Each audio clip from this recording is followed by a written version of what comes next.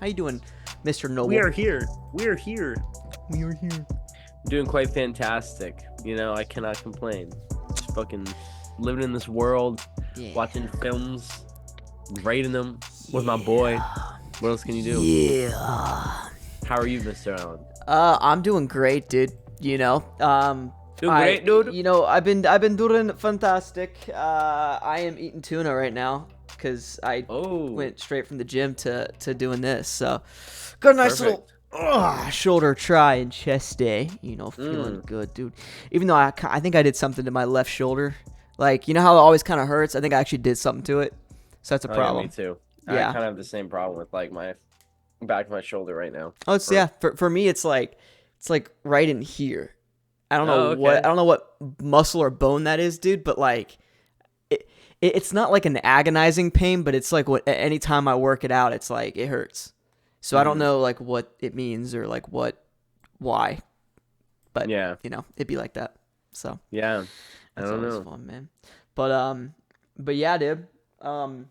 Yeah, dude. What's been going on with you? Filming, booking. We're just shooting some commercials here and there, and we got filming coming up in Jacksonville. We're finally shooting the Hellgate, April 1st, 21st. About damn time. It's about damn time. I'm gonna need a little. Yeah, but so I'll be out of town for like 3 weeks on that thing, and then I finish Executioner in May. So like that's how it is. That's how it be. That what? That's what we love to hear. That is what we love to hear, baby. Kermie. Yes, sir. What about you? Oh wait, we already know what this guy's doing. Yeah, no, still filming. I have a really fun scene on Friday though. It's like a really emotional scene. Oh yeah. It's like one of those. It's like with me and Kyle Bugs. You know what I mean? Yeah. You finally get in there.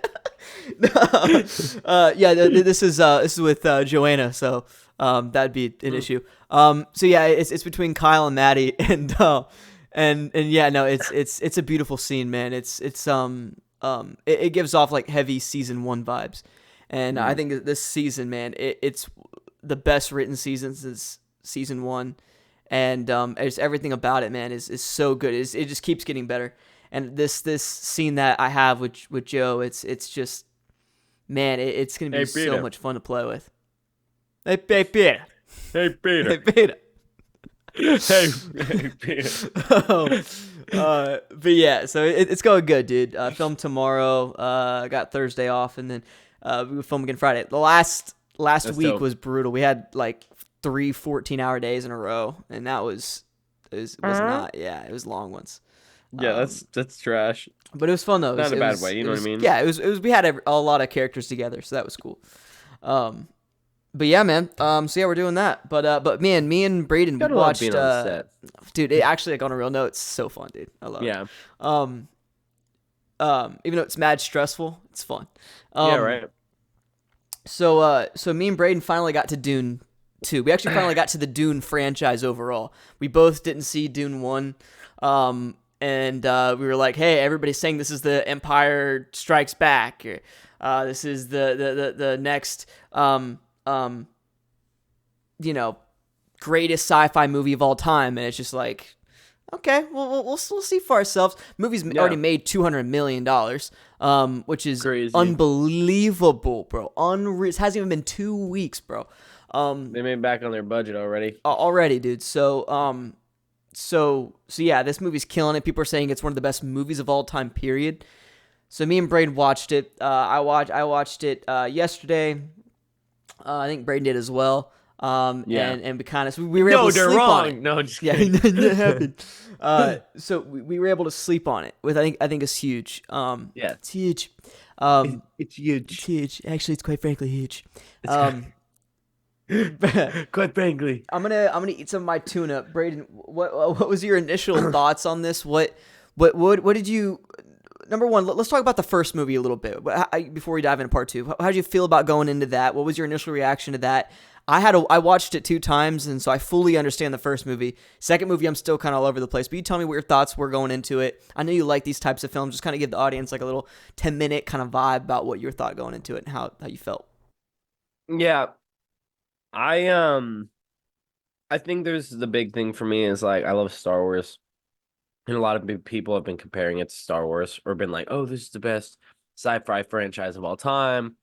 This is the best sci-fi movie of our generation." And I was like, okay, realistically, I'm not against it. I had to prove it to me. And now going into the film, I wasn't really expecting like I don't know what I was expecting to be honest. I was like, my expectations weren't like incredibly high. Like I didn't buy in on the hype. You know what I mean? And I honestly think that made my experience better because we get into the film and like it's very much like the story of Star Wars. Like I understand why people are comparing it, and that not in the sense that like the exact characters are the exact same way as people, and not like this event happens like this, but more in the aspect like there's different planets, different empires, and different houses, and you have just like the whole democracy part of it. And then you have like the foreign people on the planet that are always fighting the democracy. It's like the rebels, you know what I mean? And then you have the chosen one. His family gets killed in the first. Like it's something like not in a bad way, but it's a template that I've seen before. But what I really liked about the first one is like wasn't really ever comparing it to Star Wars, even though feel like they're very much the same template. I feel like they finally were able to do such a good job at like making it its own universe and like making it intriguing and not feeling like it's copying it in some way. You know what I mean? Because with like Rebel Moon, nothing against Rebel Moon. I absolutely love Rebel Moon, but that felt like the pirated movie compared to where this feels like, you know what I mean? Its own unique universe. Like I could watch another 2 movies of this, you know what I mean, and really enjoy it. You could keep smashing these.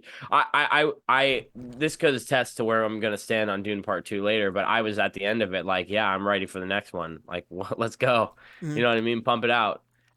So, I think for me, I really love how they set up the story. I love the development of everybody. Um, I think the only negative I had in the entire film was I felt like they killed off a lot of key people in like that one sequence of time in the movie. Like it was like the dad, then Jason Momoa's character, and then the Fremen leader, and it was just all like within 10 minutes of each other. You Yeah. know what I mean, or 20 minutes of each other. And that's the only thing I was bothered by because I thought the pacing was great, thought the story was great. I think it's perfect. You know what I mean? I came out of it very satisfied. Again, I really think that attests to that. I've seen that template before, but Mm-hmm. I was really appeased with how it wasn't like a carbon copy, you Yeah. know? And the acting was amazing. The effects were amazing. You know what I mean? Yeah. No, I think I really liked Dune Part 1. I really liked it. People were saying that the pacing was slow and that's a boring movie. I I didn't don't feel think that so at at all. all. I think the pacing was Coming perfect. Pause. Go coming ahead. from a yeah, coming from a Star Wars fan, like the Phantom Menace, like the very first Star Wars movie, that is a slow ass movie. You could Yeah, say it that's is. why people don't like that's why people don't like the Anakin movies because they're slow. You know what I mean? Mm-hmm. Like the fighting's cool, but some of them can be pretty slow. I I, I don't think Dune was slow at all. I thought it was perfectly paced. Yeah. I thought it was very well done. No, I agree. And then it's like they almost ramped that up in Part 2. Hmm. And we'll get to it later, but Part 2 is fast paced at some points where, like, to the point where it's like, there's like 4 different storylines. You're throwing this one at me. We're jumping over to this one, and it's like every Hmm. scene is super important. And that kind of goes back to Dune Part 1. This for I love that there's no throwaway scenes, but if you just miss one scene, the rest of the movie you're lost. And You have a especially point. especially when you don't fully understand what's going on, which is why I watched Dune Part 1 2 times. There Hmm. was there was some point. There's a scene that I just like was still trying to kind of remember and kind of figure out. Then they jump to this and they start talking about this other part of the lore, and then I'm like, wait, I'm still trying to. You guys, we need to relax for a second. So I thought Yeah. the pacing was good. In Part 1, it was just there's so much information coming at you. Um, it's almost like you needed to study before. It's And almost that's like Yeah, well, that's what I was getting at with. I was telling Wiley about this last night with Star Wars. It's like Star Wars had 6 movies to tell everything. And I was literally just telling him that, like, I really do like the movies. And it's not like a completely bad negative, but it is something I noticed. Like, I just felt like they were trying to fit too much into the films. And, like, not in a bad way, but, like, you can go to look at, like, Austin Butler's character in the second one. They're putting so much in a movie that like his character does not get as much time as it deserves. Or like Batista's character. Like, you know what I mean? He's in the films, but because there's so much going on, he has so little involvement. And it's like there's just like again, not that I don't like all of the things that are going on, but that's whereas like Star Wars explains it very like boom boom. I keep comparing Star Wars, but I feel like other franchises like they layer it out where it's like by the end of the movie, you're like expecting, oh, what's next? What's next? Dune was like that, but you also had so much information to generate yourself that it was almost kind of like you knew what was going on. You know what I mean? I Yeah. just feel like it's very like compact, so Yeah. compact.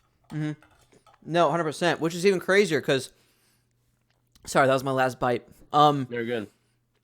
That's Last bite, what's. best bite. Oh yeah. Um, one bite. Everybody knows the rules. Yep. Um. Oh my God, no way. I just had a. Come on. No way. I just had a whole idea. Um. Oh my God, dude. Um. Ideas were compact. Wow, I just totally had a brain fart. I was gonna get to a point there. Um. I was just saying that the movie's like very compact. It's like they put too much in it. I was talking about Austin Yeah. Butler and Batista's character. Okay. Well, that too.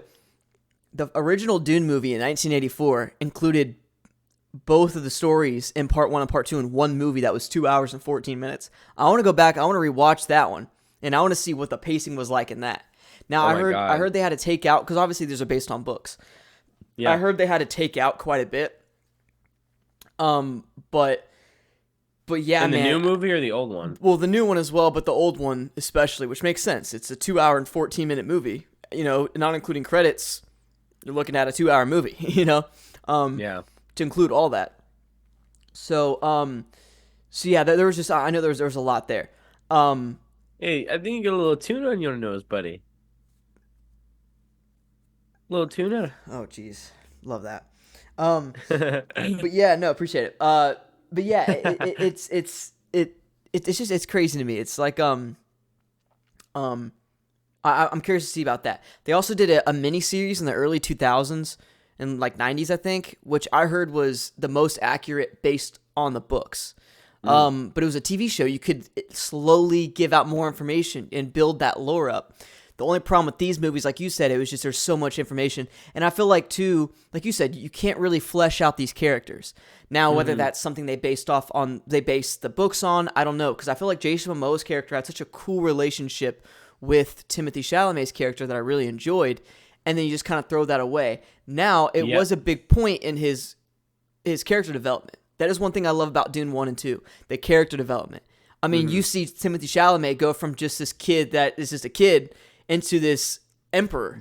Emperor, yeah. You know what I mean? You see him slowly go into that and figure out his mind powers and drink the water of life, whatever it is.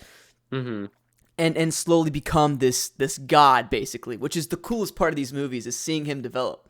But like you said, it was good. He needed that to push himself forward, but at the same time, these are such interesting characters. I think another one is that the one guy he killed for the first time, the one black guy that was a part of the Jameis. He was such a cool character, and that there's like the potential of were they going to be friends, what was going to happen there, and then that happened. Now I understand that was once again another huge point in him growing. It was his first time he killed somebody. It was the first time he realized that his visions don't always necessarily come true, right? Yeah. So like it was a big part in his story, but it's just those things of like you said, there's so many interesting characters. You have to throw some away, but it hurts when you do it. And but I like that it sets the tone of nobody's safe, you know. But yeah, I think That's true. Yeah. you know, I did like that a lot. But Yeah. I agree with you. It's just this is so fast paced. is just like, it's not even that it's fat, because the first one's not fast paced. I think the pacing's fine. It's just they throw so much information at you and then just take away information, and then you're like, oh, okay. It's not the pacing. You just don't get time to digest shit at all. And it's funny because like, I feel like we're kind of on a not that we're against miniseries, but it's like I like movies a lot more than having to watch like multiple episodes. Something. This is something I could probably sit down as a miniseries and I would really enjoy it. Like, not that I don't enjoy the movie, but I'm just saying, like, take the same cast, same crew, do this in like a 6-parter, like Star Wars. You know what I mean? I don't know, something. Well, and they're making a TV show later this year. It's coming out on HBO. So really? But it's like, but I hate when they do movies and TV shows. You know this. You know I'm not a big fan of the Marvel. Other, bro. You know what I mean? It's not that I'm not saying the Marvel shows are bad or anything like that. Hire me. But it's definitely like I don't want to go watch the movies and then go watch TV shows. It's just a lot. You know what I mean? And there's, like I said, Loki's cool and there's some other good ones, but like I just don't want to jump back and forth. But here's what, if you're gonna do something like that, here's what you do. You first put a crap ton of money, because they put a lot of money into Dune 1, over $100 million on the budget. This one was $190 in Dune 2. Why not make put a crap ton of money into a miniseries, explain the lore, and then and then when you go to the movies, you don't got to sit there and explain, hey, this is the Emperor, these are the different houses, like we're in Harry Potter, and you're just kind of all over the place. Like, why not do a miniseries to explain that lore, so then you can focus on Timothée Chalamet and focus on his character and his relationship with Zendaya and his relationship with maybe some more stuff with Jameis or his mother, which is such an interesting character that I feel like they kind of ruined in the second movie, but that's something we'll talk about later. Oh my god! Right? Okay. God, dude. Yeah, bro. I was like, what are they doing with her? I thot it was so stupid. Literally, one of my only negatives of the whole movie. I'm so glad you just said that. She became like a whole other person, and I was like, it didn't even feel like the same character. I was like, what are we doing? Anyways, we'll get to that in a minute. But, you could focus more on these characters and their development instead of just having to explain the lore. Like I said, dude, Brayden, it literally felt like I had to do homework leading into this movie because they were trying to... it was almost like in Endgame and Infinity War when they explain the stones. And it's kind of, okay, cool, so that. It felt like that over the entire movie. So you're just getting all this information, you couldn't digest it at all. They're just like, here is this, enjoy. And it's like, wait, what is it, bro? But before you can even say that, they're like, okay, cool, here's what's going on with the fat guy, with Skarsgård. You know what I mean? Here's what's going on with his character. Oh, wait, also, Austin Butler's here an hour into the movie. We're going to learn about him. Wait, they're cousins? That's his uncle? What's going on? Like, there was so much there. Bro, and that was like, okay, so I don't know if you feel any type of way about this, because I didn't hate any of the shots or anything. I just thought it was so weird. When they opened the movie with the Emperor, I was so pissed because, like, Wiley's the one who pointed out, he was like, it's Christopher Walken. I was like, what? No, I didn't. Like, I didn't really, like, look at any of the trailers or anything. I just don't like how they, like, literally opened with him being, like, in the first shot. Because, like, we didn't see him at all in the first movie. I kind of like that, like Emperor Palpatine reveal where it's like, I mean, maybe that goes to Star Wars, but I kind of wanted it to kind of be dragged out a little bit, and then like the reveal, you know what I mean? Well, you get the opening shot is like you said with him, and then Florence Pugh, and you're like, who is she? Yeah, and like, they completely don't talk about them for another hour. No, and then you see them again, and bro. When I first watched it, I was like, who is Florence Pugh's character? They didn't explain it. They expect you to. Here's the thing.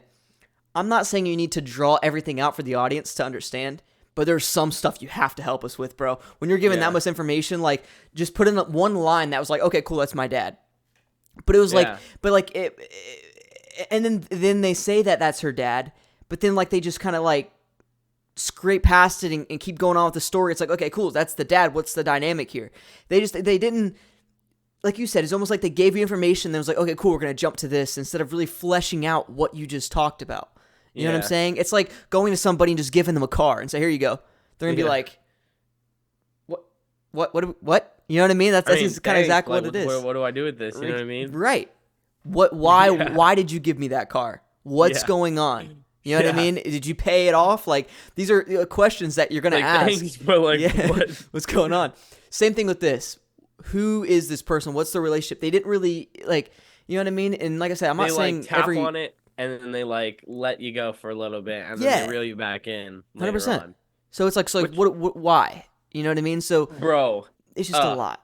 So I just here's one thing. Sorry, this probably goes into Dune 2. Is that what you're gonna yeah, talk about? I Okay, was cool. like, we need. I want to get Yeah. into Dune Okay. 2, So bro. let's get to Dune 2. So Dune 1, we both gave it a 9 out of 10, Yes, which was funny enough. interesting. I love it. I think it's a great film. I actually want to go back and rewatch it a third time. I had a really good time watching it. The Yeah, acting's great. Visuals are incredible. Some great stuff in it. So anyway, so Dune 2, we'll kind of go to that right now. It picks off pretty much exactly where it left off. Also in Dune 1, before we go to that, a weird yeah. scene. Timothy Chalamet and his mom, when they're taking off their shirts to put on the Yo, and they outfit. like look at each other like that. I was like, what the fuck? Thank you, dude. What the fuck? Like, that's incest. Dude. I don't give a fuck. I was like, What? what? Bro, I thought that was just me. I was like, am I just dirty mind? No, bro, there's no reason for that. Yeah, bro. And like, for a lot of the movie, there was some weird sexual tension there. Not just yeah, that moment. I was like, if they would have kept like, they would have shown they had undergarments on or something, you wouldn't. I really wouldn't have thought anything weirdly of it. But it was like he It, took off his shirt, he's taking off his pants, and like he looks back, she looks back, and I was like, Thank you. excuse me. Thank you. What the what was that? So weird, bro. I- So freaking weird. I'm so glad you felt that way because like I didn't want to say anything and then people think I'm weird. But like No. it was just like that scene, bro, got me. I was just like, there was Yo, number one, you're there's so no right. reason. There's no reason for it. There's no reason. Bro, and that's what I'm trying to think of, like, what was the thought process? Because you don't use, like, it's not, I don't want to be weird and be like, it's not like you went that direction. You didn't do anything with it. It just was weird. Like, it was like, I don't know. And then it felt even weirder. Like this next scene I'm about to explain would not have been weird if that didn't happen. But then they have the scene where they're like nose to nose and it looks like they're about to kiss. And I was just like, what now it's weird. Now it's like, are they gonna kiss? Like, what are we doing here, bro? Like, I never would have thought of that They know if that dad's previous dead. scene. I'm like, I was bro, like, this what is are your what are we mom. doing, bro? So, Yeah. anyways, I had to bring that up. You guys let me know what you thought of. Maybe I'm just weird, but like, he's not weird. He's I right. it was just so that whole scene. But anyway, now going to Dune 2. Yeah. Now both times it didn't feel any different. But yeah, cool. So now going to Dune 2. It picks up where I left off. You have basically the mom and her boyfriend, her son, going and hanging out with this, the tribe, the Sand Dune people. And they're about to deliver Jameis's body to the Fremen, like the big Fremen empire. So that's kind of where it picks up. Explain what you were going to explain earlier. Dude, I'm not gonna lie, mine was literally something about the ending. And it's not even like a negative. I don't want to like skip unless we're okay jumping that to the end for a sec. Let's save that. Let's save that like, because yeah. I have a lot of thoughts on that as well. So yeah, I have it written down. We'll get to that. Because it's not necessarily negative. It's just, Yeah. It's their thoughts. Yeah. Yeah. Okay, so this film, man. Where do you want to start with it? Okay, skip the Emperor stuff in the beginning because that's just kind of like it's not nothing bad. It's just kind of introduction. No, they do kind of explain that the Emperor, which they kind of explained in the first movie too, but that he was kind of behind all the attacks, taking obviously putting the Hairdon, I forgot their name, Timothy Chalamet's people, Harkonnens, in the bad position. You have the Atreus. House of Atreus. Is it House of Atreus? House of Atreus. Yeah, and then the Harkonnens. Yeah. I have the cast pulled up. Yeah, I see Atreus. But so yeah, you have everything going on there. And the Emperor's kind of behind all that. He's obviously very power hungry. He's kind of what the government does, actually, kind of weaken everybody. It was very interesting commentary. I think it was definitely commentary in the sense of, they have these different houses, the political parties that they're controlling and weakening to keep control of the people. I'm going to get flamed. I did not know Javier Bardem was Stilgar. Oh, yeah. Yeah. Nope. Blame me. I did not know this. Yeah, he was great. That was dude. That was his performance just went up, in my opinion. I did not know it was him. Yeah, no, he was actually his performance was really solid in the movie. Our boy David's in this movie. Sorry, because that's the last thing I wanted to say. David, yeah, yes sir. David, No, every movie, dude, baby. right as I saw him, I was like, "We're gonna talk about it, baby. We're gonna talk about it." Yeah, no, okay. So one, pretty much the big point of this first or the second movie was they were trying, and this is like the whole mom thing. The mom took a very weird route. She felt very weird at the beginning of Dune 1 with that first conversation she had with Timothy, but then you get into this movie, or not Timothy, what's his character? Hold up. Paul. Paul Atreides. Yeah. So, but then she seems like a normal mom that cares for a kid, and then you get into part 2, and she's pretty much leading hey, this is your guys as God, and they're tricking the whole group of people into thinking that Timothy is the next coming of this religion, this prophet. So that's kind of what they're doing. Timothy and the mom, Rebecca Ferguson, is trying to trick most of these people into believing he's the next Messiah or whatever, which works for the majority of the people early on, but then there's a lot of convincing that they need to do, and which then even leads to him drinking the water, the water of life, and then he can really see all it. Which, by the way, not original idea, Doctor Strange, stuff like that, but whatever, where there's only one way that works, you know what I mean? So then he knows he's leading all these battles against the bad people. He's winning all of them, and in doing so, he's winning over a lot of the people because he obviously knows every single outcome. Yeah, exactly. He literally became Doctor Strange. Of like, okay, this is how we're going to do this battle. This is the way we're going to win it because I know it's going to happen. So then you kind of started gaining people like that and gaining trust. One thing that let's also, I guess we could talk about, I also want to kind of hit these different points. We could talk about the Rebecca's character, the mom. What's her actual name?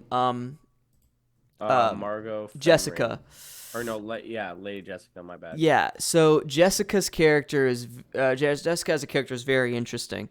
In this movie, she obviously took the water of life early on because number one, they were going to kill her. Let's talk about that. This is early on. They were going to kill Timothy and going to kill Rebecca, right? Yeah. Or whatever her name is. Jessica. Keep calling her by the actress's name. But Jessica, and they were going to kill them. But then Timothy kind of became the Messiah. And then they were going to kill Jessica. But then Jessica was like, hey, they're like, actually, you can take over being the new lady of the whatever the lady's name was. I have it right here, actually.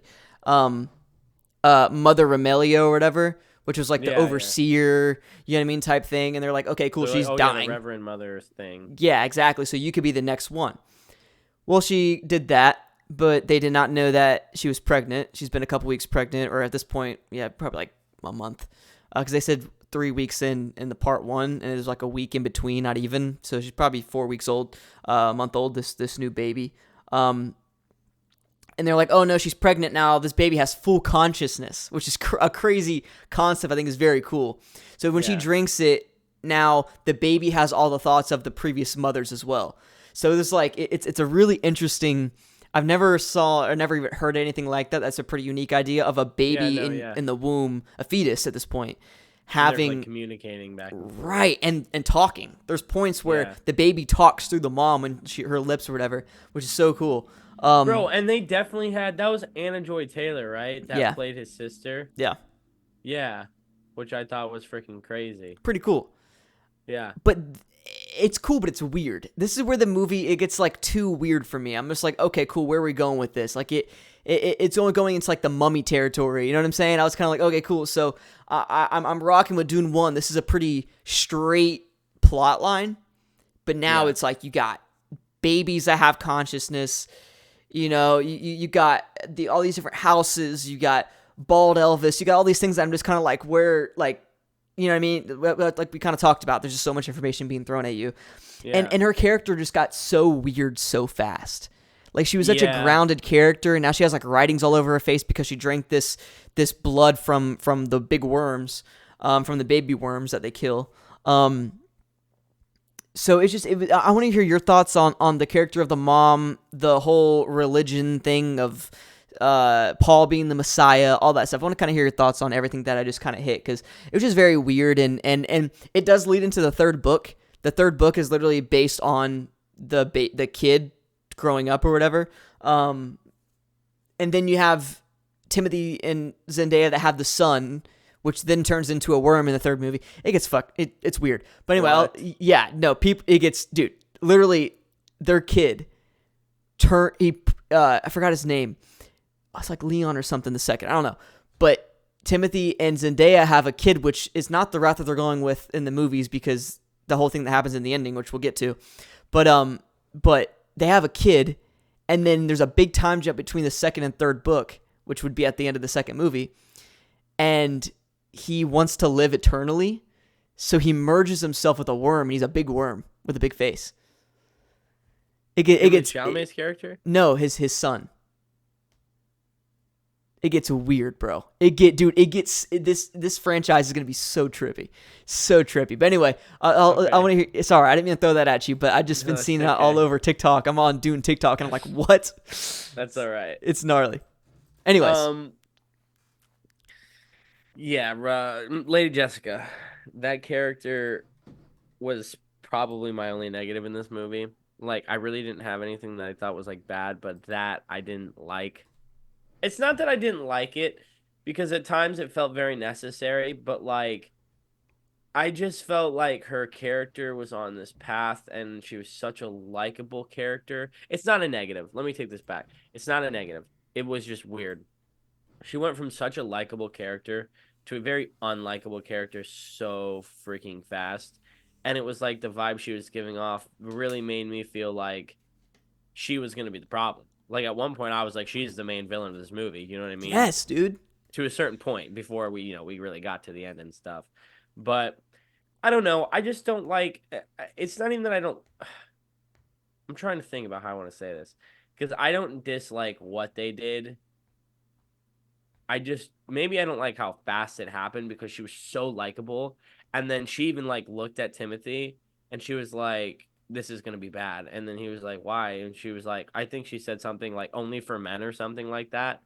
And then, you know what I'm talking about? Yeah, because it kills the men, or it's more dangerous for men. Is that what you're talking about? Yeah. Something like that. And then she basically wakes up, and then she's just like a bitch. You know what I mean? I agree. Like, and even Timothy is. Even Timothy's character just drastically changes. Yeah. Because we've seen little spurts, and those spurts kind of bothered me. I want to hear your thoughts on this. Every time Timothy would just scream at somebody out of nowhere, it felt very weird. Is that just me? You know those scenes where he would just be like, da, da, da, da. And I'm like, it felt right. Yeah. It felt very weird. Like, I understand where they're going with it. Like, he's there's a lot. He's having these hallucinations with the spice and everything. But I was just like, in my opinion, it was just so weird. It felt off. But anyways, that's a whole nother thing. I just didn't know how you felt about those scenes.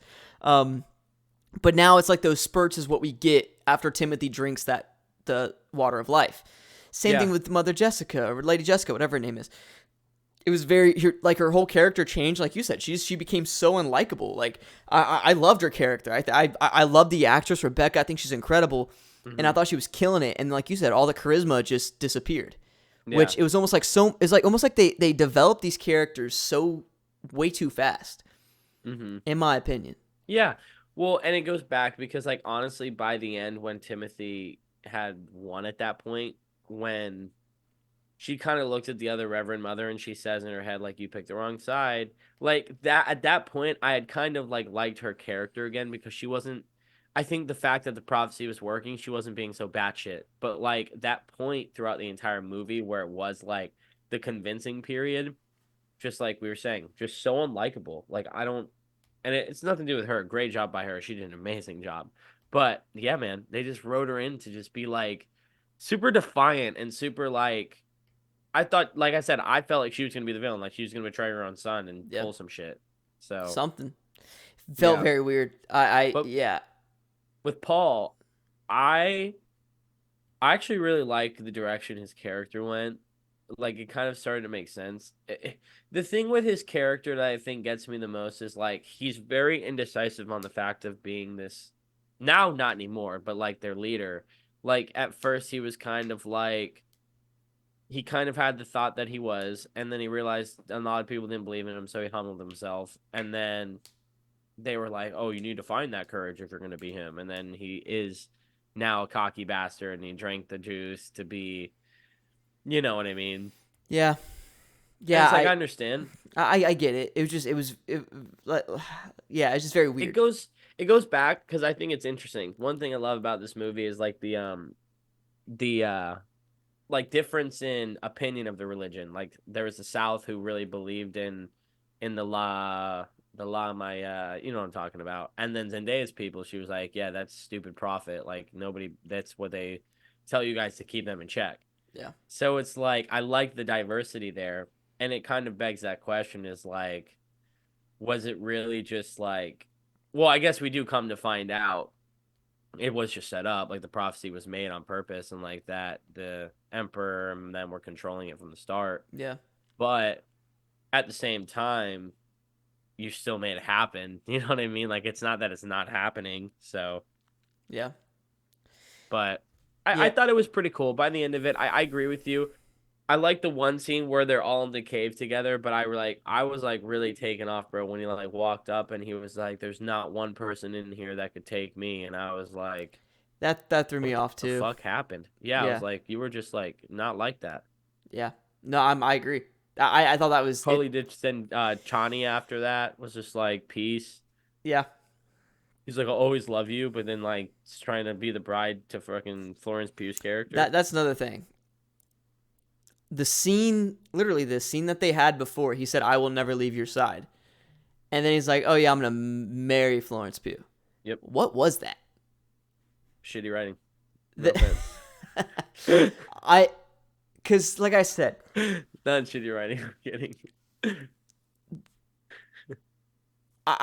okay, so obviously the only way that the Emperor would still have some kind of power was that Florence Pugh's character would marry the winner between Austin Butler and Timothy Chalamet, right? Yeah, What was Timothy's purpose in marrying her? power. That's what kind of gets me because Zendaya was like, her whole point with not wanting to fuck with him anymore is because she was like, he always said it was never about the power, but then after drinking that stuff, it really became about the power for him. You know what I Because he mean? became so powerful. But Yeah, and if he'll become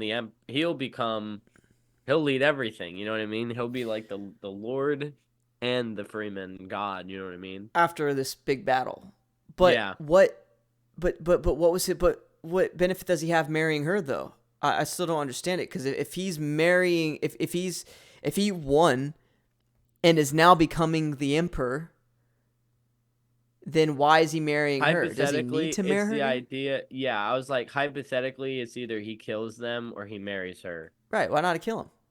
That's where I was like, he's just morally just, I guess.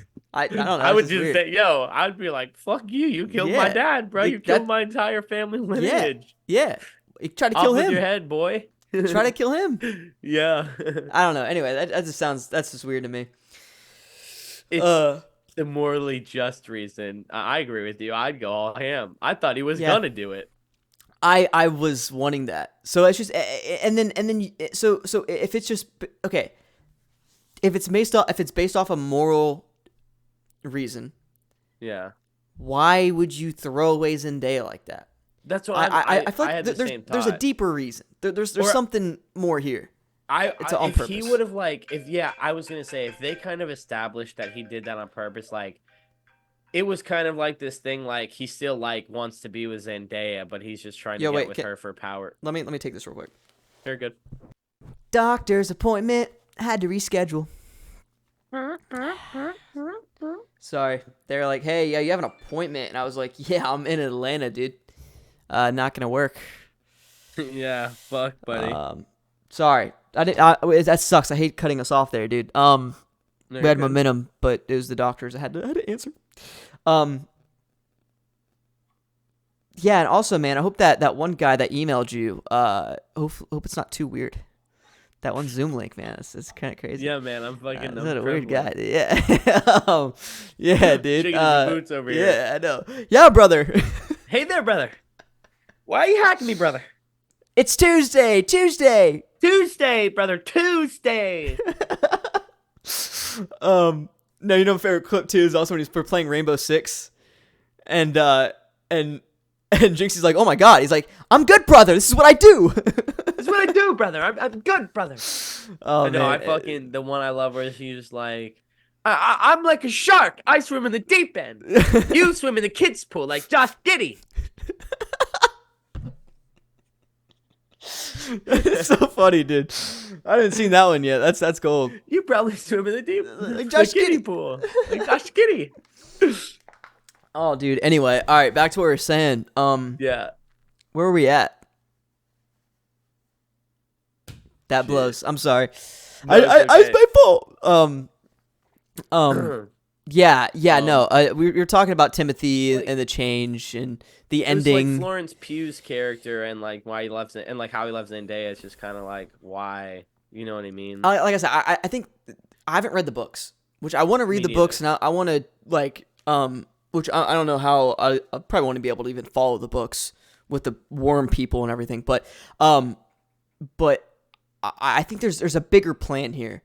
If the whole point of that third and fourth book is about Timothy and Zendaya's kid, they got to get back to there's something. Obviously, the third movie is going to be about Anya Taylor-Joy and the daughter, right? But I'm saying going forward, there's like I think it's the fourth book.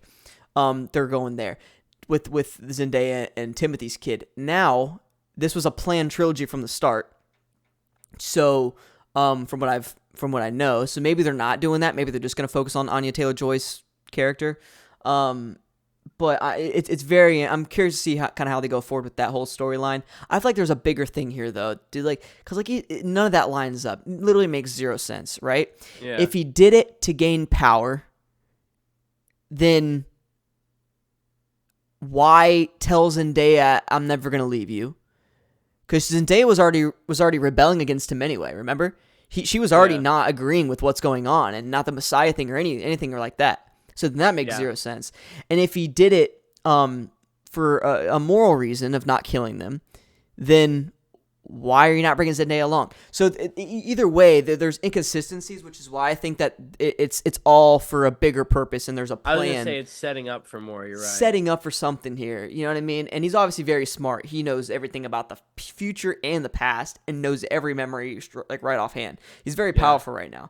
So I'm curious to see kind of how they go about that. Probably why he's not so worried about it. That's what I'm saying, and yeah, so I'm curious there. If you want to expand on that, go for it. I want to talk about one more thing too. I was gonna say actually, I think that's a big reason why it's not really like the ending wasn't like it's not a good but bad ending for me. Like I didn't think it was a negative way, but I was just kind of like, okay, this is again, dude. Once you get to Star Wars, you're really gonna be like, wow, like I understand what this dude was talking about. Like just kind of the tropes they do, like where it's like a good and bad ending, where like the heroes win, but some people lose at the same time. You know what I mean? It's just kind of like. It's like you said, there's going to be like, they'll come back together in the next one. Like the Florence Pugh thing's not going to be like just based off of my experience in the sci-fi field here. Yeah, there's something. There's something there. Zendaya's going to do something big. They're not just going to take a big actress like that, barely put her in the first movie, have her a big part of the second movie, and then not go forward with her. Which that surprised me, by the way. I thought she was going to be in the first movie a lot more. Yeah, right. He's barely in it. Barely in it. But yeah, there's gonna be something there. So I'm very curious. But I one thing I will say, I don't have an emotional connection with this movie. I don't know if you do. I want to hear your thoughts on that. When characters were dying, I was never like, oh man. It's more of a, oh, that sucks. You know what I mean? And so I want to hear your thoughts on that. Because even in Rebel Moon, I was like, man, I'm kind of connected with this. I didn't have any emotional connection with these characters. What are your thoughts on that? I feel like I did. I will say, because like in the second one, this isn't really a death, but when Josh Brolin came back, I kept like hitting Wiley the whole time. I was like, dude, I'm telling you, they never officially killed Josh Brolin. He will be in this film. Yeah. And he came back, and I was like, yeah. Oh, Yeah. I was like, let's fucking go. But besides that, like Jason Momoa and Oscar Isaac, I feel like it was emotional in the sense I know who those are as actors. So I was like, oh my God, they're not going to be in the second movie. This is fucking stupid. You know what I mean? And it Right. was less of like, maybe Jason, I don't know, actually. Their characters were really nice. And I honestly feel like they could have been in this movie too. But I understand why, like, Yeah. why it couldn't be. But I would say a little bit. I would say there was a little bit of emotional connection. Yeah. Yeah. There's definitely to an extent. But not like I said, if it wasn't here, I don't want to sound like this guy, but if it wasn't Jason Momoa and Oscar Isaac, I don't know if I would have been like trashed about it. You know what Right. I mean? It's Right. just the fact that, like I said, I know those actors are big names, and I was like, dude, you really just killed that dude. No, 100%. Yeah, it was definitely more of like, oh, that sucks. Like that Yeah, blows. And yeah, then yeah, even when Josh Brolin came back, I was like, oh, that's cool. But I wasn't like, or when characters died, like I was never like, oh no. I was just yeah, like, oh, that man, that just it kind of sucks, kind of with the story. But yeah, I wasn't personally emotionally, which I'm not a big sci-fi guy. I never yeah. have been, because like what brings me into characters is realism. I say Yeah. that, but I'm a superhero fan. But it has to have a grounded feel to it. This one's just like crazy shit. You know what I mean? Yeah. So I'm just not like into sci-fi as much. It's so weird because there's such grounded moments, but when it's like not, it's really just like all out war type thing. You know what I Yeah, mean? which is It's it's like cool. hectic. You Yeah, know what I yeah, mean? It's unique to an extent, but it's not really what I'm going for. So that's just another thing, by the way, I want to talk about is like I'm not emotionally connected to a lot of these characters. yeah, Um, but it is very fun, like I stated earlier, to see Timothy grow into this emperor from just being a yeah, kid. That is a very cool aspect of these films. yeah. Um, I also people were saying Austin Butler is one of the greatest villains of all time. I think that's insane. I thought he was good. I thought he was great in this Wow. movie. But people Yeah, are because saying that he's better than Ledger, and I was like, "What are we doing? Chill out." that is quite literally one of the craziest things I've ever heard in my life. I saw a video of someone saying he was the greatest movie villain of all time. Like, okay, no problem with his character. I said the worst thing about his character was I don't. What are you trying to do with his voice? I hated his voice. Come I hated here, his come voice. here, Paul. Yeah, I was sitting there. I was like, what the fuck are you doing? I'm like, you just sound like I don't even know what he sounded like. You know what I mean? But he just sounded weird. But I thought his actions and his movement, his character, he was fantastic. Oh, phenomenal! He I was the one character. Like, I understand why that dude is comparing him to the Joker. He's the one dude in the room. No matter how big or how small, he doesn't care. He will fight you, and he will like he thinks he's better and smarter than you. He'll laugh at you because of how little he thinks you are. And like when his uncle was getting killed, Skarsgård's character, it was just funny how everyone was going all hectic, and he just kind of like he was like, and he like kind of smirked, and he just started like walking around, and I was like, this is funny as shit. And I liked him compared to like Batista, who was like, yeah. you know what I mean? Yeah, he very menacing, and you felt his presence in every scene. I think I agree what you're saying. Yeah, you don't Yeah, feel safe. He yeah, could yeah, kill yeah, anybody, no matter who you are. He will kill you if he needs yeah. to and wants to. So yeah, no, I agree to that. I actually totally agree there. Um, but like, Not but better than Heath Ledger. no, not even close. He's not even top 5 villain for me of all time. But I thought he did a good No. job. So that comparison is Yeah. not. It's not realistic. It's not fair that people are doing that. So it's something that's Uh-huh. awesome. He did great. I love his actions. I love his acting. I love his emotions for sure. I thought his Yeah, emotions like were maybe like a incredible. top 50 villain of all time. I could throw him up there. Yeah. You know Oh what I man, mean? maybe top 20. Top Maybe. 20, But I'd yeah. have to really dive deep. Um, Here's my thing.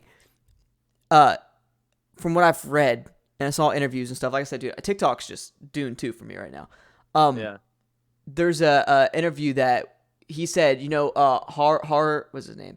Um, Harkonnen, played by Skarsgård, the uncle, fat Yeah. guy. He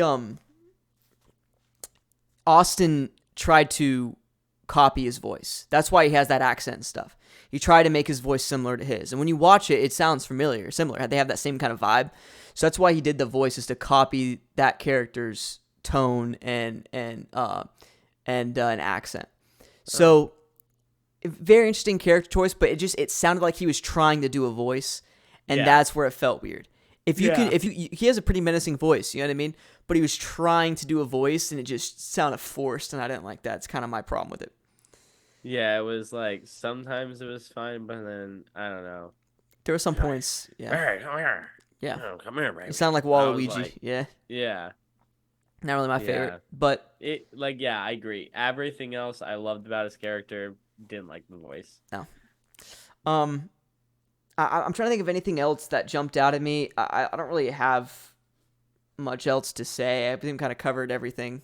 Yeah, like in the good takeaways, like I really love like the whole Fremen trial thing, like where you were kind of learning about the history and like the water where they put like Jameis's body water in, which I think Oh is yeah, such a yeah, yeah. fucking interesting concept that they do. That's so cool. Yeah, I'm glad we spoke about that because like like what they talked about that little lake of water, they're gonna want to Yeah, where use they that to grow like a forest. It's so cool, yeah, so and then the cool. whole fucking that's why like that was so big for me at the end when the whole place was getting destroyed because you're watching like it crumble into the water and it was like centuries of like water right there. You know what I And mean? then they're burning the bodies, which I never Burn. put two and two together. They're burning the bodies so they can't take the water from the bodies. Yep. It's nuts.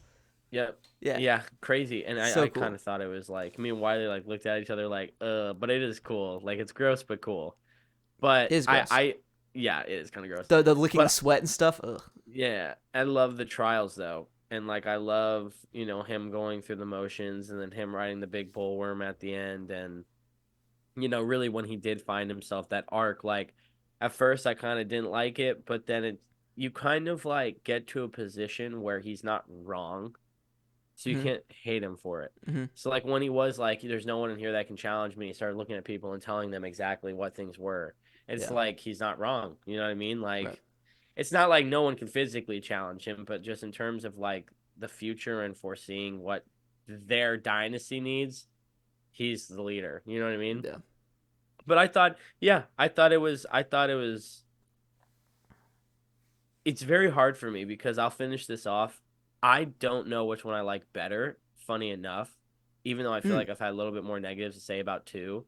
I feel like it's so weird, right? I feel like Dune 1 had such little negatives, but Dune 2 had such high positives that the negatives kind of like fall shorter for me. Like they're not as severe on my takeaway. You know what I mean?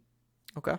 So yeah, I've been kind of sitting here, and it goes back to like the whole point of like comparing this with Star Wars. You just can't because No. like the thing about Star Wars, like on paper, I would maybe say Dune is like more like not fleshed out because that's not true, but like in terms of how they shoot it, like I feel like in more of like a maybe today's traditional template and stuff. You know what I mean? Things are a little bit better, but like Star Wars changed the industry completely. You know what I Yeah. mean?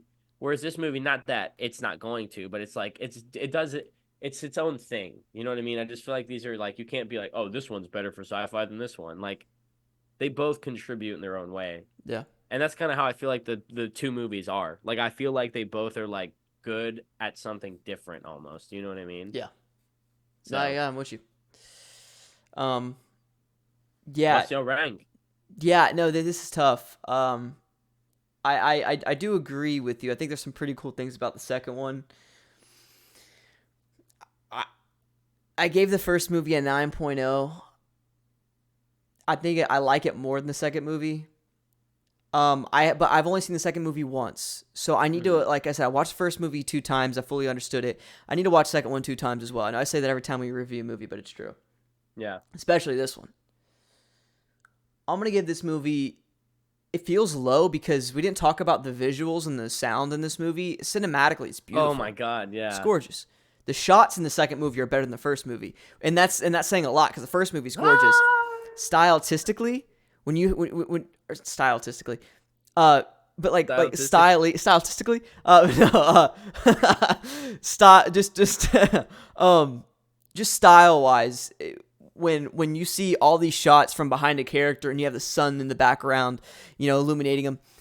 There's some beautiful shots, man. I mean, there's times where I was just like, wow. Like, Yeah. wow. Like, it was gorgeous at some points. Yeah. So cinematically, it's beautiful. And the soundtrack is iconic. I love it. There's some really good stuff in it. So I want to say that. I just like the first movie better because of pacing reasons and character reasons. I'm gonna say that Dune 1 was a 9. I'm gonna say Dune 2 is an 8.8. It should be That's in the very nines. fair. It should be in the nines. Like I'll say that style wise, it should be in the nines. But Yeah. I just don't. It's too much information. I don't know what's happening. So 8.8. Yeah. I'm gonna go. Dune 1 was a 9. Dune 2, I'm gonna do a 9.1. I Very respect it. slightly. It very slightly takes the edge of the first one for me, I think. Respect it. Though, I'd have to probably go back and watch them both, but I watched them literally back to back, so that was kind of just where I was driving off of it. And Pretty then much me too. Yeah. I also saw one of them in IMAX. So Ooh. oh, dude, Dune 2 was fire last night. Ooh. I almost Okay. recorded it. It was the three, like when we walked out, we were 3 stories out. We had to walk down 3 flights of stairs. It was the biggest theater I've fucking been in forever. But yeah, when he was riding the worm, I was like, yeah, I'm riding the worm. I am riding the fucking worm. Whoa. wait. You know what I think Help of? me. I think of the Alaskan bullworm from SpongeBob. I thought the same thing. Yeah. I 100% thought the same thing. Alaskan bullworm. The Alaskan bullworm. Yeah, I don't know, man. Just thought about that. What theater did you go to? Regal Point, Where? like the Point Park one in Orlando. Oh, Yeah. I don't know if I've been there. It was just like with Wiley getting off his flight, it was the Closest. latest time. Last time. Yeah, I feel you. Yeah. I feel you. Yeah, no. So there you go. So 8 point. I think give it 8.8. Or Yeah. 8.9 around there. Then we have 9.1. Same vicinity. It's Yeah, tough. like same- Yeah, These are weird movies to rank. absolutely. And especially the second one. Like I say, the second one deserves to be in the nines. I really do believe that. Like, if I could, I would shift up part 1 to a 9.1 and put this one at a 9. It's just, I Yeah. need to rewatch. There's so much information. But you guys let us know, man. What do you think about our rankings? What do you Let us rank know. Dune to? I'm sure there's a Let lot of us people. know. People have it. I haven't seen a ranking below like a 9. They're all 9s. They're all 9.9s. People love it, man. So you guys let us know your ranking down below. What you think of the movie, baby? Yeah. There you go. Let Give us it know. to us. Let me know if you want to Give it see to the worm human in the 4th movie. Yeah, I'm excited for Worm Human. There you go. Brayden, I'm gonna let you kind of go through some actors news. I'm gonna go piss, but I'll be right back. If you just kind of want to just talk about some stuff, save some of the big ones for when we can kind of communicate. But everything else, just kind of chat through the little stuff. Got you, I'll be man. right back, friends. Be right back, friends. Well, guys, welcome to the Bradley Show. All right, I'm gonna inform you on some acting news. Actually, we can go back for the last 2 weeks just because we were kind of out of it the last week. You know what I mean? We were busy doing some things, brother. Okay. Well, we should start here. That should be good. So, that's actually a pretty big one that he'd be excited about, but we're going to skip over it anyways. It's Moana 2. The original voice actor, Louis Cravolo, Cravolo, my bad. She's returning as Moana. Moana 2. We might have talked about that in the episode last week, but if we didn't, now you know, and that's all that matters. The sequel to the TMNT Mutant Mayhem movie is set to be released in theaters October 9th, 2026. That is banger. I'm not going to lie, these are the big ones that he was talking about, but we're going over them anyways. We might have again talked about that one on the last podcast. Joshua Jackson joined Sony's Karate Kid. It's his first feature role in almost 10 years. You got to be happy for the lad. It's going to be a really good movie. Jackie Chan and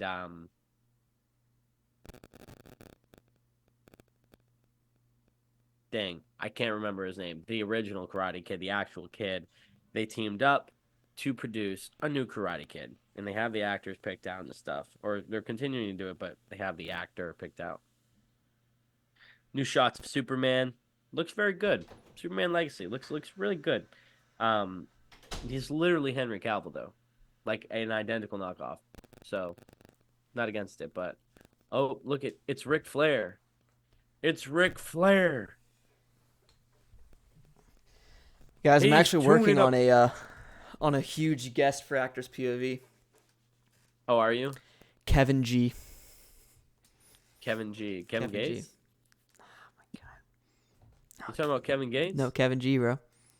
You know what? Look I up know who that is. Yeah. Yeah. Yeah, exactly. You're a I mean, sunflower. what? I love Kevin G, bro. Kevin G. I love that Kevin guy. G. Kevin G. You looking him up? Oh. Yeah, that kid. Have you seen him? You've never seen him Yeah, before? I have seen him before. Yeah. Miss Mary, I don't think I could have the capabilities to do this right now. I love Kevin G, dude. What a G, bro. What a G. Anyway, sorry. What were you talking about? So I can't remember if we went over on the last podcast, just because I know we weren't there for the last week. So I was talking about the original Moana. Alui is returning as Moana from Moana 2. I think we might have touched on that last week. Yes. Then I talked about the Mutant Mayhem release. Might have touched on that last one as well. And then Joshua Jackson joined Sony's Karate Kid. His first role in over like almost 10 years. Superman Legacy Pictures. I was just saying how much David Cornsweat looks like Henry Cavill. Like it's literally a carbon copy. The suit looks weird, though, right? Or is that just me, or is the S is kind of like... It's very. They did it on purpose. Like that's what he wanted. You know what I mean. Yeah, it's just like the S is... I don't know. like how thick it is in the middle. And like it's not. On It just looks like a dash. Yeah. Yeah, but what can you say? What can you do? We're gonna build the world's on the mess. Trying to see what else do we got here. Someone said it's not the real suit, though. It's like just a like temporary one. Oh, okay. Oh, then you have David Dasmalchian, our fucking boy David, in every single movie. He's in that Late Night with the Devil film. That movie looks so good. Definitely check that one out. So good. Yeah, he said Logan, he's back. Yeah. Technically, this isn't. It's on Netflix. It's not acting, but Mike Tyson versus Jake Paul. Crazy. Let's make our picks. I think Jake's gonna win. But dude, I think Mike Tyson wins via knockout. Nah. Dude, Tyson's getting paid. He's doing this for money. No, dude. It's a sanctioned boxing match. Dude, it's gonna go on the record. He's gonna go. Oh, it's going on the record? Yeah. Oh shit. I'm telling you, we're about to see like a Rocky Balboa film. Like, have you ever seen Rocky Balboa? It's like the 2005. Rocky. Yeah. Yeah. It's gonna be the takeover. You got it. Life will knock you down. Life ain't all. Yeah. Whatever stupid line is. Sunshine and rainbows. Sunshine and rainbows. Yeah. I don't know, man. I think Paul's gonna take it just because Tyson's getting paid a lot of money, but. If it goes on the record, then I don't know. He's just old. He's 60 years old. He's 57. He's 30 years older. Dude. He still can box, I know. But Jake Paul's an above average boxer. He has a lot Tommy Fury. Yeah. Come on, man. But also think about it. Tyson doesn't have the stamina he used to have. I think it's going to come down to stamina, and I think it's going to come down to that age factor. That's what I'm saying. Because don't get me wrong, who's a better boxer? Probably still Mike, but in the fact that it's going to be 8 to 10, 12 rounds, whatever it's going to be, whatever the average is, 6? No, I think it's going to be there's going to be. I think there's going to be it's going to be a stamina thing, like genuinely, and because of that, I think Paul's going to win. But I don't like Jake Paul. I hate Jake Paul more than the next person, but I'm just saying stamina wise, I think he's going to win. I'm excited for it. It'll be good. Sorry. I'm sorry. I just yawned. What you're gonna say next? Oh yeah, Next Super Mario big Bros. news, Sequel. Super Mario, yeah. That's cool. I'm excited. See how it goes. Yeah, right. We want our Yoshi's Island. Stop playing. Facts. The one that kind of made me mad was Matt Reeves' Batman 2 gets pushed back to 2026. Fall 2026. That's a long time away, dude. That's like an entire year pushing it back. I'm like, you haven't even started filming it. Like, how do you know, like, you're going to need that much time? Not a bad way, of course. Obviously, they know what they need. No, but it's genuinely stupid, Yeah, come on, bro. I don't like that at all. But what can we do? It's 2 years away, bro. We almost had that shit. It's crazy. It's crazy. 2 years is crazy. Bullshaka. Um, And then just Nev Campbell. I saw her post like because we had some technical difficulties starting out, and when I went and had to restart my computer or turn it off, turn it back on. There was like a updated. I saw that when I was going on Instagram, and she posted about it, and Kevin Williamson's directing it, who's the original writer of the original Scream. He did a bunch of big bangers. He did I Know What You Did Last Summer. Faculty, a lot of these older like teenage like murder mystery movies back in the 90s. He was the 90s horror. That was all Kevin Williamson. Halloween, H2O, I believe he had to say in that. He did a lot of those old films. So yeah, wow. He's also been a producer on every single Scream movie since then. So it's cool to see him directing it. Someone who's been there since the original, because he was the writer of the original Scream.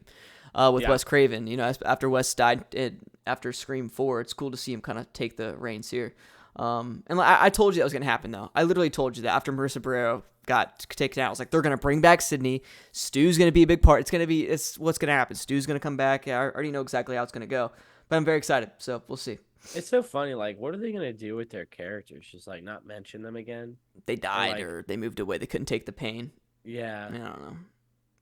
But whatever. They finally were to get out of their father's shadow. Facts. Cool. I feel like there's not. That's it. That's all I had, dude. I went back to like sometime in February. I thought we had more. Yeah, it's trippy. Bro, yeah, you know what I mean. I've only like seen a lot of trailers and stuff. There's just been a lot of trailers and stuff out. You know what I mean? Yeah. Rather than like actual news. Yeah. But. Yeah, a lot of good movies coming out. When I was at the theater last night, we saw like 6 to 8 credits, and I thought they all looked really good. Also, thank God, a new trailer for the M. Night movie. You saw that too? It's a brand new trailer. No. For the M. Night, the Watchers movie. Remember the weird one where it was like yeah. I didn't see it in the theater last night. Okay, so I watched Dune 2 yesterday, which is weird. It's the same movie. You thought they would do the same previews. It was a new trailer, which I got there I got there right at the movie started. So that was like 20 minutes of trailers, but dude, AMC's so bad, dude. Like their trailers that they have is dumb. But yeah, there was a brand new thing, and it was like the way it was edited was pretty cool. Like it was like ding, ding, ding, ding, and every time it went like ding, it was like him tapping on the glass. It would cut to a new shot. It was like the way it was edited was really cool. Wow. And you got to see like some new clips and stuff from it. It looks good, dude. It's full on. It's Until Dawn, like full Wendigo. Like it's super cool. That's a movie we need to watch. I'm hyped. Yeah, no, I'm super down. Yeah. I'm trying to think of the ones that we saw. Maybe I did see it because, like, when it comes to mind, I can only think of like 1 or 2 that I remember. Yeah. It was the Ryan Gosling movie. Challengers again, which looks so stupid. I don't want to watch that movie. Is that the one I'm talking Zendaya. about? No, it's the Zendaya one with the tennis, where she has like the 2 brothers that she's. Yeah, I didn't see that one yesterday. What? I didn't see that one. That one's. I saw the one with Ryan Gosling and Emily Blunt, where he's playing the stunt driver. Yeah, they didn't show that one, at least for when I was in there. Then they had Godzilla and Kong. Yeah, baby Kong. Yeah, baby Kong. Yeah, that was cool. That was pretty cool. And they had what was that one movie? Hellgate. Yeah. No, I have it in my tongue. It was Godzilla, Kong. Kingdom of the Planet of the Apes. Yeah, that's what I was gonna say. Yeah. Planet of the Apes. Which I gotta find out who that actress is because she was incredible in the trailer. That's definitely why. Yeah, no, dude, she's gorgeous. You saw the trailer too? Yeah, she's like insanely beautiful. Oh, dude. Mad Max was one of them. Oh yeah. Oh, was it a new trailer or was the really weirdly edited one? I think it was a new one because it had like the words coming at the screen. Unless that was the weird one. Okay. No, the weird one just was yeah. That's probably a different one then. And then there's another movie coming out later this month. Oh, the biker one, dude, with Austin Butler and Tom Hardy. Yeah, I've seen that trailer when we went to Madam Web, but I didn't see it last night. That looks so dope. I'm actually really excited for that, dude. I love the concept. It's like about MC gangs and stuff. Oh yeah. Like it's clean, dude. I'm hyped for that. It's like motorcycle gangs, dude. It's gonna be so dope. So yeah, they got that. Oh, the imaginary friend. That was the first one that was playing when I walked in. Yeah. Which that looks pretty funny. I saw one with Ryan Reynolds. Yeah. And there's a pretty funny clip. I'm sure you saw. It was like the which eye. He's like damn which eye, damn well which eye to look into. And the guy's like eyes sliding down. It's pretty funny. The marshmallow. The marshmallow. Yeah. So we need to watch that one. I think that's it though. I mean, there's a couple we're missing, but yeah. But yeah. So yeah, that's all I got. Dude, I got Chipotle yesterday and ate Chipotle in the theater, bro. Straight up, dude. They let you bring it in. Yeah, dude. These people don't care here, dude. They don't. I had a hoodie, and so I put it in my hoodie pocket and have my hand in there, so you couldn't see. But dude, full on brought out a burrito, dude. Was going down on it during the movie. Fucking go. Dude, it was people next to you just looking like, what the fuck? Yeah, straight up, dog. Because you know how messy those burritos are, dude. I was going in, man. Beans and fucking rice all over the yeah, dude, seat. some steak falling over, bro. Yeah. They're like cleaning. They're like, why the fuck is there fuck on the chair? Why is there Chipotle here, bro? There's fucking queso on our chair. She trips over a Chipotle bag. She's like, what's going on, dude? It's not even the bag. It's just your fucking empty ass fucking like tinfoil and fucking didn't even crumble it up, dude. I just had it wide open, dude. Yeah. Left a little bit of the burrito still there. That's funny, man. Literally a bite left. Yeah, just guacamole all over the chair, dude. Queso. Oh man. All right. Yeah. No, it's actually pretty good though. That's funny. Yeah. So, anyways, we also watched the Oscars Sunday. Hey there, yes, brother. We did, brother. The Oscars. We did there, brother. Yes, brother. We watched there, brother. What did you? You know what? Let's talk about our predictions. Kind of how we felt about it. How did you think of the show overall? I thought it was all right. I mean, it's all right. Yeah, it was all right. You know what I mean? I thought Jimmy Kimmel did a pretty good job. I didn't think so. I thought every joke was pretty bad, to be honest. Like there's jokes I was like, well, what are you doing? I think, to be quite honest, really all of them are pretty trash at it. Like Ricky Gervais is the only one that I've ever actually thought that was like truly funny when he's been the host. But he was going and like saying some weird stuff, like the Bradley Cooper one with his mom, when he was like, "Well, how many times can your mom be your date before she becomes your girlfriend?" And I was like, as a dude with a single mother, my mom will be my date always. You know what I mean? Like, that's not weird. Like, you know what I mean? Like, what the fuck? It's just, I don't know.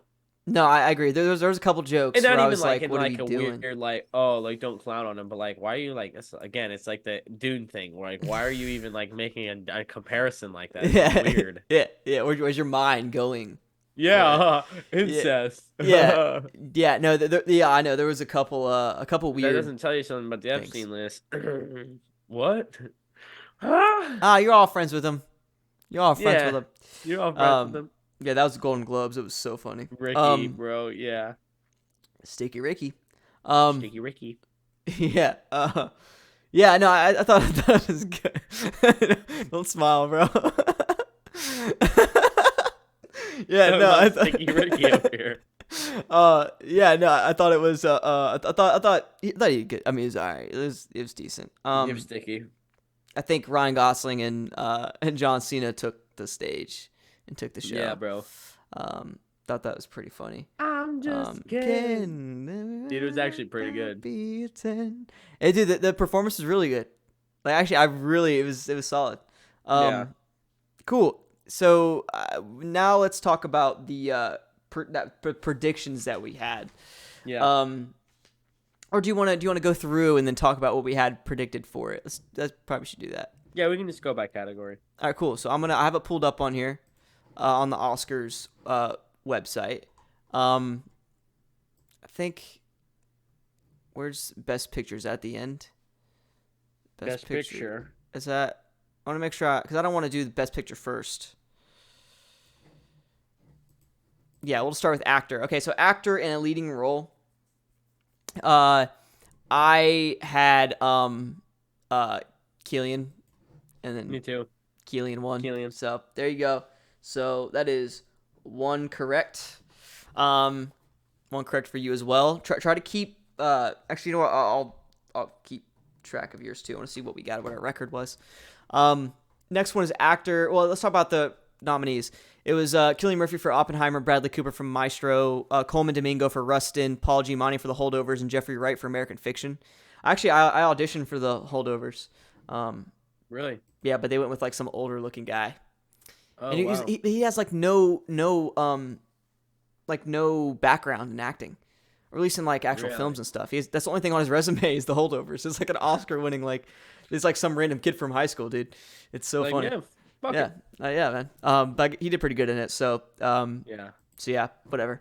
Should have been me, man. Is that main skinny guy? Like that Yeah, the one Mike yeah. with the really? Yep. Yeah, Angus. Yeah, that was I was Yeah. in for that. Yeah. So he Holy was crap. tall, so it makes sense. But whatever. Yeah. Actor in a supporting role. The nominees, you had Sterling K. Brown for American Fiction, Robert De Niro for Killers of the Flower of the Moon, Ryan Gosling on Barbie, Mark Ruffalo on Poor Things, and the winner was Robert Downey Jr. in Oppenheimer. What did you have predicted for that? My boy RDJ. Same here. He's been winning it everywhere. Yep, And this that's was his- kind of where my mindset was. It's his first Oscar, right? I don't think anybody won a Best Supporting Actor in any other film, like the big ones. You know what I mean? Yeah, Like he is the one who loved all that, 100%. or won all that. Yeah, third. Yeah, third man. Actress in a leading role.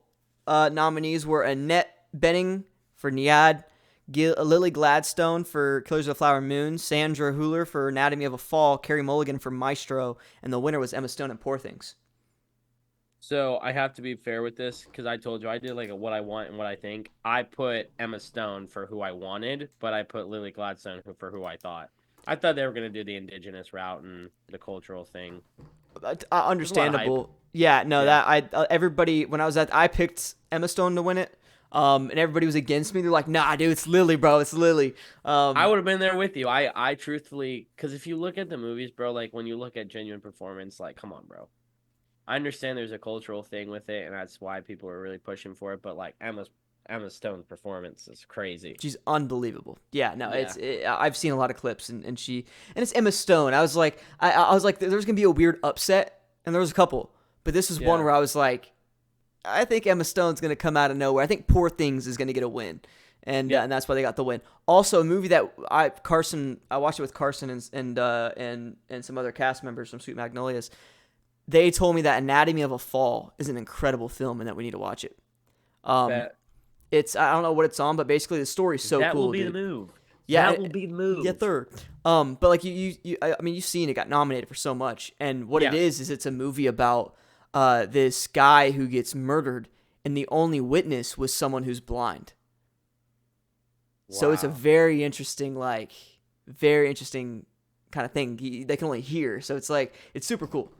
It's super cool. Once again, in Anatomy of a Fall, they hear the Yeah. fall and everything. It's super super cool. That's crazy. I actually really like that idea. Yeah, so we need to watch that. Actress in a supporting role.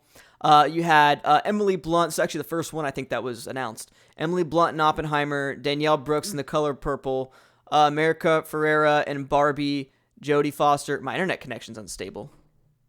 Can you hear me? Yeah. That's weird. Sorry, that just popped up on my screen. America Ferrera, Barbie, Jodie Foster, and Niad, and the winner was Davine Joy Randolph in The Holdovers. This is the who I first had. one that was announced. Let me see if I had. Did I have her? Yeah, I had her as well.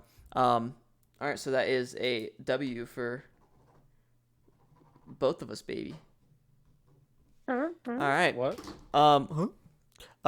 Yeah, that was the first one announced, and yeah, that one didn't surprise me at all. No, She, yeah. from what I've heard, was incredible in that one. Animated feature film: The Boy and the Heron, Elemental, Nimona, Robot Dream, Spider-Man Across the Spider-Verse, and The Boy and the Heron got the win. Yep, I put Spider-Man, but like I told you, I literally had sleeper picked next to The Boy and Heron because I was like, I would not be shocked if this won. Like I And kind of you didn't pick expected it though. No. I did not. Go with your gut, man. Go with your gut. Yeah, there were some movies here that were like those animated movies. I was like, why is that even up there? Look, Yeah, I was like, well, I guess technically, because I wanted Spider-Man, but I thought The Boy and the Heron would win. So I guess, however, we're looking at that grading wise. yeah, So it'd be like that. Cinematography. We had some nominees with El Conde. I don't know if that was anything else. Or Conde. Killers of the Flower Moon, Maestro, and Poor Things. Oppenheimer, Hoyt van Hoytema. It's done quite a bit, actually. One for cinematography. And you got that one down? yeah, I put Hoppenheim.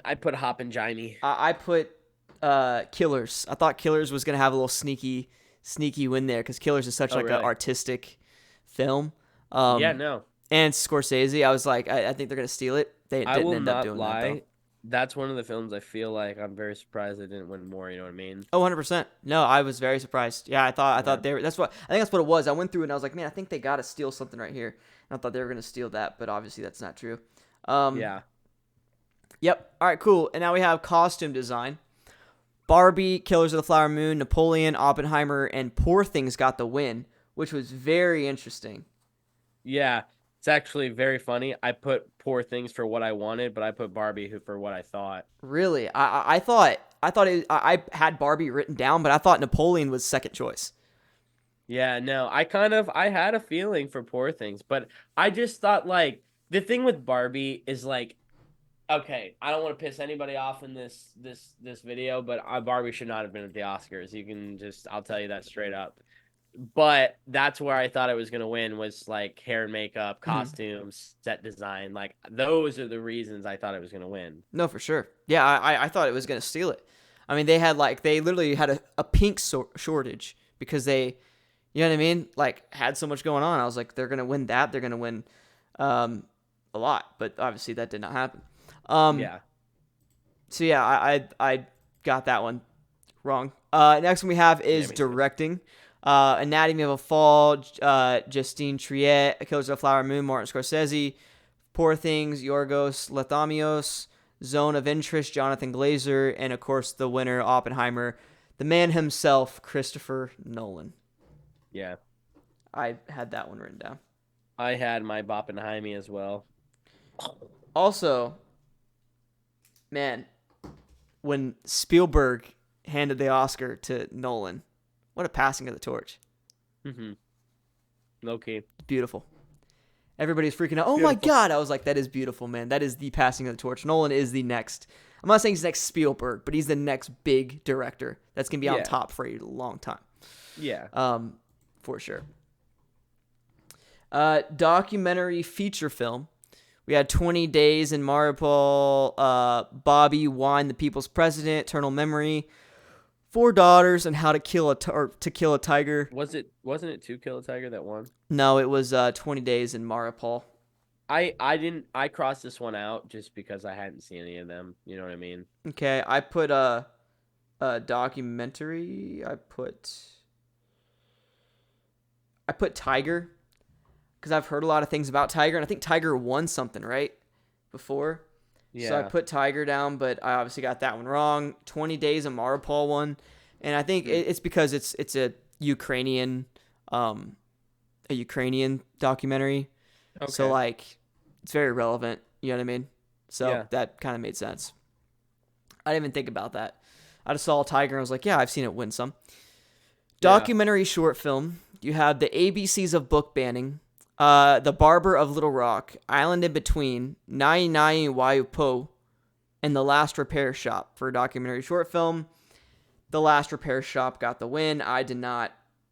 I skipped that one. I skipped that one and then the short ones, like the short animated and short live action. Okay. Film editing, Anatomy of a Fall, The Holdovers. Film editing. Killers of the Flower Moon, Poor Things, and the winner, Oppenheimer, Jennifer Lame. Bing, bing, bing, bing, bing, bing. What'd you have down for this? Bring me my runny. Oppenheimer. I had Fall. Anatomy of a Fall. Oh yeah? Yeah, I just they were talking so highly of it, man, and I watched some clips when I was there, and it's a beautiful film. I thought they were gonna win that. Oppenheimer's editing wise, like I don't know. I feel like Anatomy had more style to it. I think Oppenheimer, I haven't seen Anatomy, but from what I saw, it looked cool. Oppenheimer didn't blow me away with its editing. I think it was more of the story. Yeah. But yeah, they got the win there. Yeah. International feature film, The Zone of Interest, Io Caponano, Perfect Days, Society of Snow, The Teacher's Lounge. The Zone of Interest from the United Kingdom got the win. I wrote down Perfect Days from Japan, and I was wrong about that one. I put The Zone of Interest. Oh, W. Yeah, I'm not even. Can I be quite honest with you? It was the only other film I had seen getting nominated for other things, and I was like, yeah, that's probably the one then. W. I did not know that. It was a total guess for me. You are. Well, it's actually no. Can I tell you something funny? Sorry, I didn't want to cut you off. There was only 3 films that got more than 1 Oscar, and what were they saying? Zone of Interest was one of them. Wow. Yeah, I can't remember what was the other one, but whenever we come over it, Definitely Oppie. it was Oppenheimer, The Holdovers. No, it wasn't. It wasn't The Holdovers. Oppenheimer, Poor Things, and The Zone of Interest. There you go. Those are all the ones that won more than one. Yep, because right here we have makeup and hairstyling. Gladia, Golda, Maestro, Oppenheimer, Society of the Snow, which I heard was pretty good. And then you have Poor Things, which got the win for hair and makeup. I got that. I had Poor Things. That. Oh, which we got the win. Okay, so we both got that. Cool. I was like, dang, I had Poor Things. Yeah, the disappointment in the right answer. Yes, sir. We'll take that. Yeah, I saw clips and stuff. I was like, yeah, Poor Things is definitely getting that one. Yeah. Music, original score. Oppenheimer, American Fiction, Indiana Jones, Dial of Destiny. That's interesting to see. Love John Williams. Yeah, right. Killers of the Flower Moon and Poor Things. Oppenheimer with Ludwig Göransson gets the win for original score. I got that, baby. Yeah, I had that one written down as well. I think I've told you this. I have the entire soundtrack on my phone. Like, I'll be driving sometimes and I just listen to it. Respect. Respect, baby. Musical original song. What Was I Made For from Barbie. Actually, a pretty good song. I'm not a big Billie Eilish person, but I love that, dude. Yep. I had a feel. Out of all of those songs, I had a feeling. Like, I honestly thought it was. Okay. Yeah, I thought it was between I'm Just Ken and or the other one. The Fire Inside, I'm Just Ken, It Never Went Away, and what Wazanazi? Yeah. Wazanazi. It's the Native American song that they performed live from Killers of the Flower Moon. Remember that one? That's when they did live. I picked I'm Just Ken. I thought that was gonna win it. I really did. I was like, he's gonna perform. He's gonna win it, and that didn't happen. I had a feeling. Yeah, sadly. Should have been I'm Just Ken robbed. Yeah, right. We'll do Best Picture for last. Production design, Poor Things, Barbie, Killers of the Flower Moon, Napoleon, and Oppenheimer. What'd you have for that? I put Napoleon for what I wanted, but I put Barbie for who I thought. Okay, so production design, Poor Things got that one. I had Poor Things. Like, I took the Elwich there. Yeah, it's all right. It'd be like that sometimes. Which one do you have down winning? For production design? Yeah.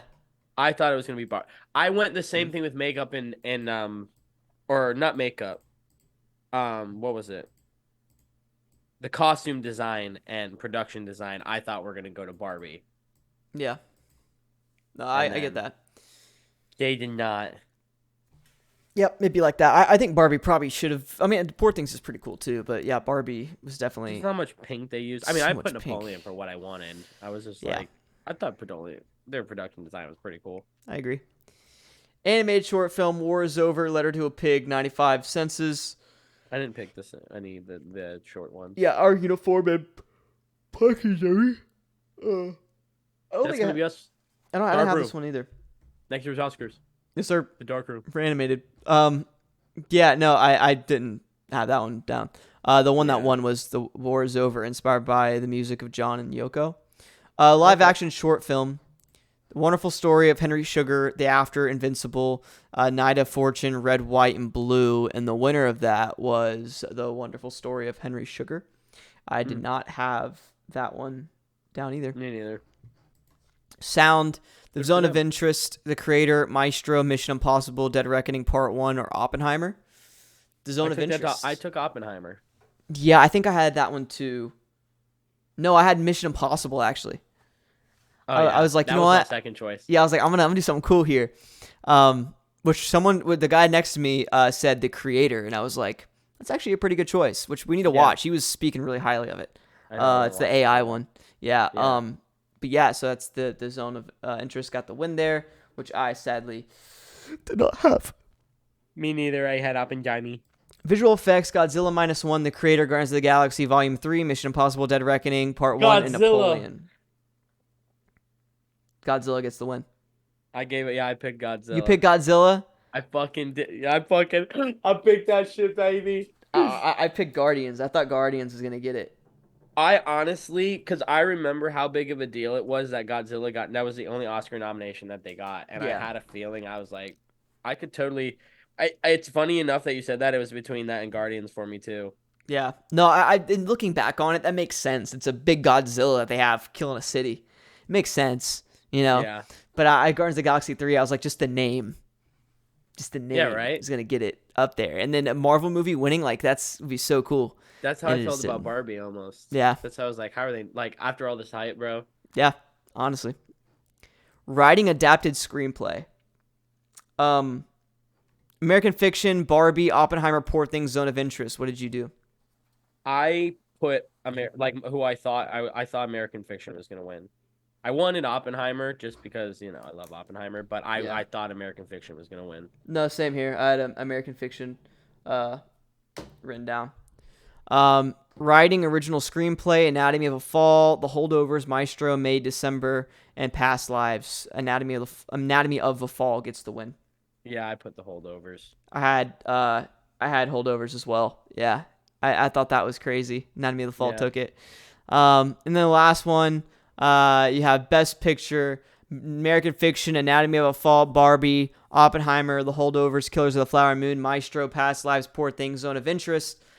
Oppenheimer takes the win, which I know you had down. I didn't. Bro. I thought there was going to be a big upset, and it was going to be American Fiction that was going to take it. Wow, I honestly am not against that. Yeah, I was American Fiction. I was sold on that. I'm like, just the story. Yeah, I was like, it's relevant. You know what I mean? I was like, it's going to take it. It's going to surprise everybody because there's usually one like that each year. I thought it was going to be The Holdovers. I thought that's what was going to like low key sneaky take Oppenheimer if it wasn't Oppenheimer. But I had somebody that somebody thought was going to be Maestro, my buddy of mine, and I was like, they haven't won anything this year. Yeah, at all. Like, not to be that guy. I was like, it's not happening. Nah, it's not happening. You're not that guy, pal. Trust me. You're not that guy. You're not that guy.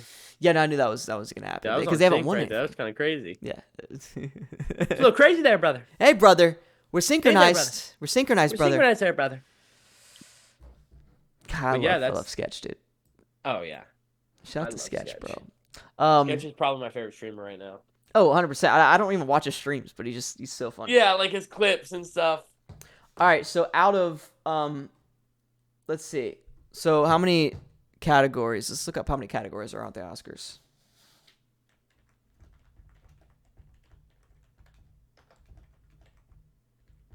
How many categories? All right, so there are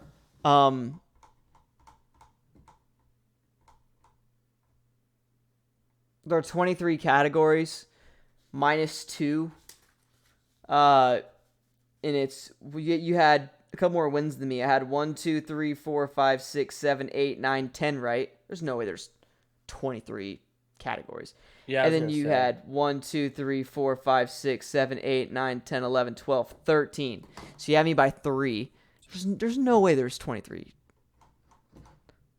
What are the 24? Holy shit. There's no way. We skipped Well, I don't know if you counted it. I skipped 4 of them. I didn't do the 2 documentaries and 2 shorts. I did one of them. Yeah. All right. Well, there you go. That is the Oscar predictions, and winner Brayden takes this year's trophy. Brayden, how's it feel? It feels all right. You know what I mean? I'm very satisfied with this right now. There you go. Honestly, it was my love of Oppenheimer, and just the world was And they stuck in swept Oppenheimer's balls. 7 Oscars. Yeah, I was just I'm you know what? Call me a bandwagon, but I was on the bandwagon. Yeah. No, GG's. GG's, man. Until Till next year. You know what I mean? Yeah, good Oscar year. Yeah. For sure. It was a good year. I want next year to be, or this year really, to be the year where it's like so diverse. Like I want it to be so hard for us. You know what I mean? Because I feel like the last 2 years, not that we had it easy. Like there was a few hard picks, but I feel like with the Everything Everywhere, we knew. You know what I mean? I Yeah. feel like with Oppenheimer, we all had like, we were only like 2 off, so it was like. Well, everybody very knew they much were on going the to win same Best page. Picture. I wanted American Fiction to steal that one. No, absolutely. I I had someone who freaking like they like crossed one of their boxes out on theirs and put Iron Claw. It was like production designer, like sound designer or something, or like music. But I was like, I thought it was fucking hilarious. Dude, that's actually so funny. They were like, I'm gonna add my own. Yeah. Yeah, it's funny. I was like, yo, I respect that I respect choice. it. That's crazy they were nominated for anything. That's so funny. Yeah. Yeah, no, I think this year will be diverse. If Night Swim doesn't get nominated for Best Picture, I'm gonna be pissed. Hey there, brother. That's I crazy there, can't brother. swim, brother. I need to I swim, can't brother. swim, brother. Heads up, feet down, brother. Jinxie definitely can't, brother. All right. Enough of the sketch quotes, dude. Jinxie can, brother. Yeah, no more No more sketch. I'll literally Sketch. become sketch. We will gladly interview you, brother. Yeah, come be on the potty, brother. Interview love your Tuesday. On Tuesday, we love your acting, brother. We're filming this on a Tuesday. Tuesday. Clip Oh, goes dude. viral. He's like, what So the funny. fuck? He's like, what's going on, dude? Degraded. Yeah, man. Degraded. There you go, man. That's gonna be the Oscars. There. I'm very excited to see what's gonna go on next year. What movies are gonna be nominated? What movies are gonna suck? Which movies are gonna be awesome?